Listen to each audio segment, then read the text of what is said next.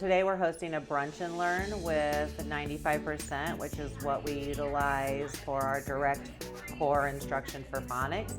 So it's a curriculum piece that hones in on decoding words, vocabulary, morphology, sight words, and we do that in addition to our reading block. So 95% representatives are here. District representatives from our district have been invited, and we have a neighboring school district who's come in to see the work that our students are doing. Excellent! Clover! What's your vowel? I. Is this a pattern word? No.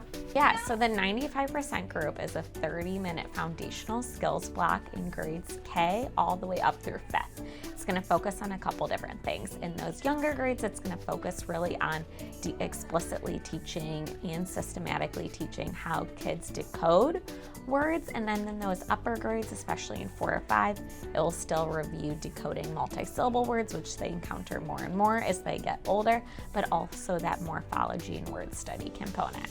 This year we implemented Tier 1, so 100% of our students are getting phonics, vocabulary, or phonemic awareness instruction at their grade level. Whether they're there or not, we're teaching it at the grade level, and this is the first year we met our middle of the school year goals. We almost doubled the amount of Race to Success medals we gave out for kids over the 50th percentile and or growth at the middle of the year. So we're just celebrating, the growth that we're seeing in reading skills and acquisition. Hey, Mason, what's your vowel? Your A, there you go. We started after COVID with doing what we called a walked intervention. And so during that time, every kid in my building was divided up into groups. Every adult in the building did a small group of instruction. And we noticed we kept watching the data and the growth. And after the second year of focusing on the lowest of our students, it was still the intervention recommended by FastBridge. The major interventions for every single grade level were phonemic awareness, phonics, and vocabulary. And so we decided we're targeting it in the wrong direction, so we moved it into tier 1 and focused on everybody getting grade level instruction this year.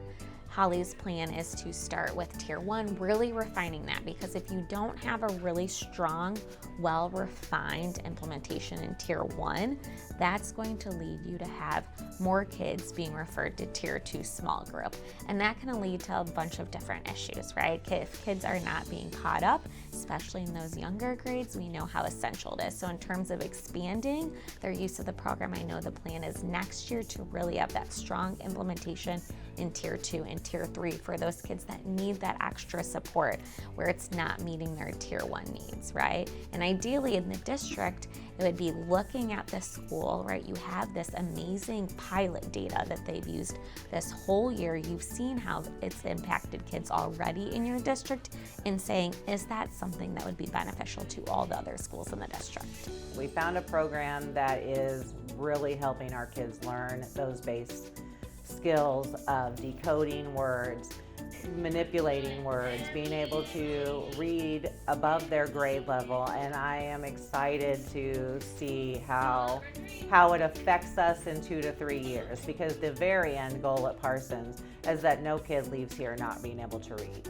That every student, our goal is to have 90% of our students on grade level reading within the next 3 years.